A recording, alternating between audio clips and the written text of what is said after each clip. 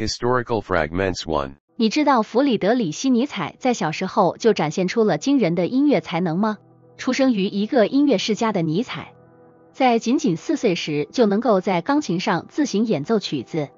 他的父亲是一位牧师兼业余音乐家，常在家中弹奏，而尼采不仅迅速学会了钢琴，还在很小的时候开始尝试作曲。这份对音乐的热爱和才能伴随着他一生。尽管后来他以哲学家的身份更为人所知，尼采小时候的音乐天赋提醒我们，鼓励孩子探索自己的兴趣和天赋是多么重要。早期的支持和认可可能会点燃他们一生的激情。Historical Fragments 2. 你想象过弗里德里希·尼采在只有14岁时就已经开始了他的学术生涯吗？尼采在少年时期便展示了非凡的智力和学术潜能，他被送往著名的普福特学院深造。在这里，尼采不仅精通古希腊和拉丁文，还对哲学产生了浓厚兴趣。他的勤奋和深刻的思考能力，让他在学术上迅速崭露头角。尼采的学术早会告诉我们，孩子们如果得到适当的挑战和激励，可以在年轻时就达到惊人的成就。适时的学术引导能够培养出不凡的思想家。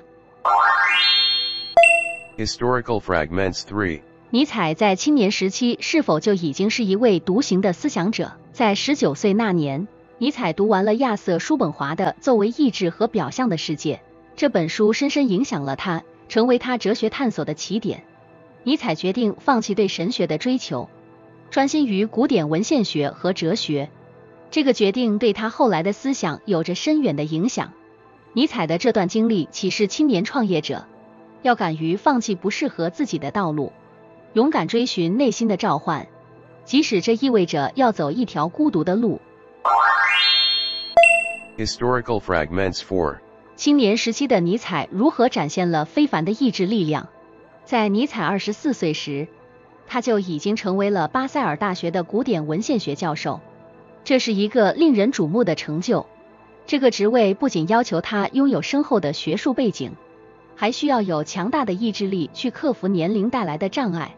尼采的这段历程对青年创业者而言，是一个强烈的信号，无论年轻或缺乏经验，通过坚定的意志和不懈的努力，你可以实现自己的梦想并取得卓越成就。Historical Fragments 5. 你知道尼采是在哪里得到了他永恒回归理论的灵感吗？在中年的某个日子，尼采在瑞士阿尔卑斯山的山间散步时，被一块巨大的岩石所吸引。在这块岩石旁，他构想出了永恒回归的思想，宇宙中的一切将不断的以相同的顺序和细节重复发生。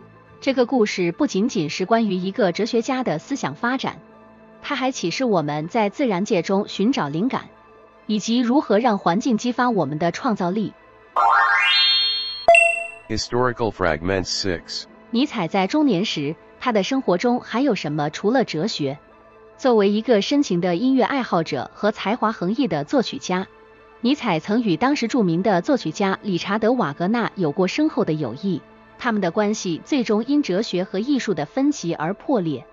尼采的音乐作品尽管没有像他的哲学著作那样广为人知，但却展现了他多才多艺的一面。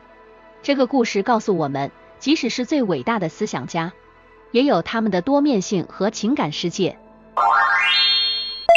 Historical Fragments 7. 尼采在晚年是否遇见了他思想的影响力？尽管尼采在生命的最后几年遭受了精神错乱的折磨，但在此之前，他已经完成了多部影响深远的著作。晚年的尼采经常独自漫步在瑞士和意大利的山间，沉浸在自己的思考中。他的晚年故事提醒我们，真正的思想家即使在孤独中也能发出时代的声音。我们需要在生活中为这些声音留出空间，让他们得以回响。Historical Fragments 8. 你知道尼采是如何成为后世思想家的灵感源泉的吗？虽然尼采在生前并未得到广泛的认可，但他的作品在逝世之后才引起了广泛的关注。他关于道德、文化和宗教的激进思想对20世纪哲学产生了深远影响。尼采的晚年故事激励我们去思考，真正的价值有时并不在于及时的认可，而在于我们所留下的长远影响和遗产。Historical Fragments 9. 如何一个思想家的理念能够激励人类追求卓越？弗里德里希·尼采提出的超人理念，在他的著作《扎拉图斯特拉如是说》中被阐释。他描述了一种超越现代社会和传统道德的新人类。尼采鼓励人们超越羊群道德，追求个人的力量和创造力。他的这一思想深刻影响了20世纪的多个领域，包括心理学、文学、政治和哲学。例如，弗洛伊德的心理分析学说和萨特的存在主义都受到了尼采思想的显著影响。尼采的思想甚至在现代企业家和领导者中也找到了共鸣，鼓舞他们打破常规，创造新的价值观和创新路径。Mark of the Day. 在德国的遥远角落，一个瘦弱却意志坚定的男孩出生在一个牧师的家庭里，他的名字是弗里德里希·尼采。尼采从小就显示出不凡的才智，他的童年围绕着严格的宗教教育和无尽的书籍，但他总是对于世界有着自己独特的见解。他的父亲不幸早逝，留下了深深的影响和无限的问题，这些问题在他心中种下了哲学的种子。青年时期的尼采是个孤僻的思想家，他的敏锐观察力和对于知识的渴望使他在学术界快速崛起。他不仅质疑传统信仰，更提出了自己的见解，这在当时的学术圈中引起了轰动。在大学任教期间，尼采对于文化和哲学的深刻洞察使他成为了一名引人注目的哲学家。然而，随着年龄的增长和健康的恶化，尼采的生活逐渐变得孤独，他的思想逐渐走向极端。他开始撰写那些挑战社会习俗和道德观念的著作，如扎拉图斯特拉如是说和道德的系谱。他的理论中，上帝已死的宣告震撼了宗教信仰的根基，而意志至上的观念则重新定义了个人的力量或目的。尼采的家庭背景和他的成长历程是对他哲学观念形成的直接影响。他的经历就像是一场悲剧和启示的交响乐，他的每一步都伴随着对人生意义的深刻追问。尽管在中老年时期，尼采承受着孤独和疾病的双重打击，他却始终坚持着对知识的渴望和对现实的批判。他的生活最终陷入了疯狂和沉默，但他留下的思想遗产却如同火种一般，点燃了未来几代人的思考。他让我们明白，即使是在逆境中，一个人的思想也能够穿越时间与空间，影响着世界的走向。尼采的故事是一部人类精神的史诗，他的生活和思想挑战了我们对于生活、信仰和道德的认知。他的一生是否能够激励我们勇敢地面对自己的存在，重新定义我们的价值观？在这个故事的开头，我们已经看到了一个人如何从家庭的庇护中走出，用独特的视角审视世界，而这只是冰山一角。让我们继续深入这位伟大思想家的生命历程，探索他如何以文字和思想重塑我们的世界。当弗里德里希·尼采在欧洲大陆上挑战传统思想的浪潮中奋笔疾书时，远在东方的中国正处于晚清时期，维新变法的风潮涌动着民间与朝廷。尽管尼采的哲学在当时尚未能直接渗透到中国的知识圈，但随着时光流逝，他对个人主义和道德批判的思想，以翻译和学术交流的形式，潜移默化地影响着中国的思想家们，成为了推动中国现代化思潮的哲学资源之一。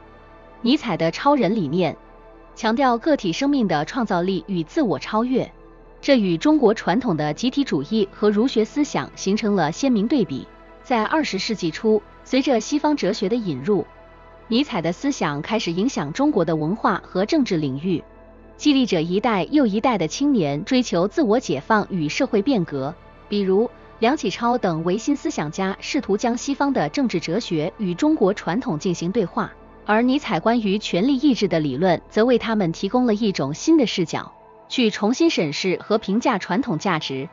进入20世纪，尼采的影响力继续扩展至文学、艺术甚至政治运动。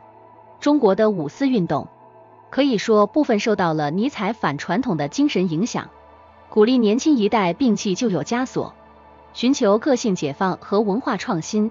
作家如鲁迅也通过他们的作品批判旧道德和旧文化，这种批判精神与尼采的理念颇有异曲同工之妙。尼采对现代化进程的影响，特别是对个人主义和自由意志的提倡，为世界各地的现代化浪潮增添了哲学的力量。他的思想鼓励人们挑战传统权威，追求个性化的生活方式。在现代社会中，这成为了个体表达和社会多元化的重要基石。至于尼采对历史进程的影响，可以说他的理论为现代哲学、文学甚至政治理论的发展提供了新的路径。他的批判精神和对于既定道德体系的解构，为后来的思想家们探索人类存在的新境界打开了大门。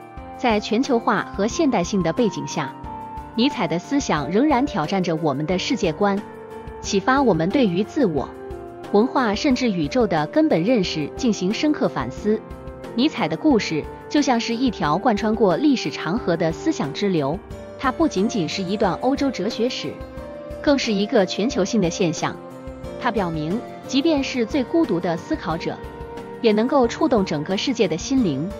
尼采的一生和他的哲学，不断提醒我们，面对复杂纷扰的现代社会，每个人都有能力成为改变世界的超人，每个人的思想都有可能影响历史的进程。Celebrity Magnifying Glass。 弗里德里希·尼采，这位德国哲学家、诗人和文化批评家，以其犀利的思想和深刻的影响而著称。他的生活和思想中充满了许多引人入胜的细节，其中不乏趣闻轶事。尼采的个性与他的哲学一样，充满了矛盾。一方面，他是一个孤独的思考者，常常在遥远的山中徒步思考哲学问题；而另一方面，他也是一位音乐和文学的热爱者，曾自学作曲，并与当时著名的作曲家理查德·瓦格纳有过深厚的友谊。然而，这段友谊最终因为艺术与哲学上的分歧而破裂。尼采的作品中充满了诗意和激情。他曾说，我们应该考虑自己的生活是否值得被写成一首诗。他的文风具有高度的象征性和隐喻性，他的一些著作甚至采用了类似诗歌的节奏和结构。另一个鲜为人知的事实是，尼采在大学时曾专攻古典文献学，他对古希腊文化有着深厚的兴趣。他的学术背景帮助他深入理解了西方哲学的传统，这对他后来的作品产生了深远的影响。尼采的一生充满坎坷，他在晚年患有严重的精神疾病，导致他最后10年几乎完全丧失了写作能力。然而，即便是在生命的最后阶段，他对自己哲学思想的影响力和深度依然深信不疑。尼采的思想如同其本人的一生，充满戏剧性和挑战，继续在哲学和文化史上激起涟漪。